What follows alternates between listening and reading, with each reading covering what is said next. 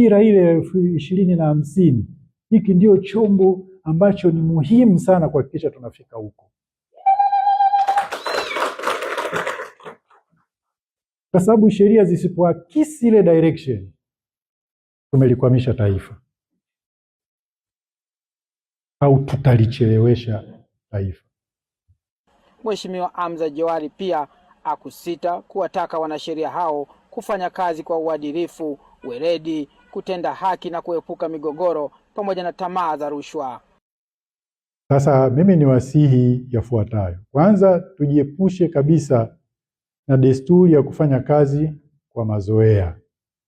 Wakati wote tukajiepushe na matendo yanayokiuka maadili, ikiwemo matumizi mabaya ya madaraka, uzembe, uvivu, migogoro.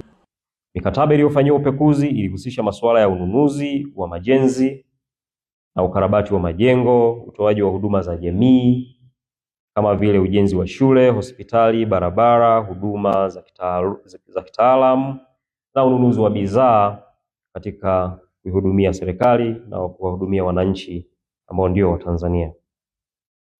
Mheshimiwa Mwenyekiti, TUGHE tawi la ofisi ya mwanasheria mkuu wa serikali tunaendelea kujivunia uwepo wako ndani ya taasisi yetu, kwani tunatarajia mambo makubwa yajayo ndani ya ofisi yetu chini ya uongozi wako.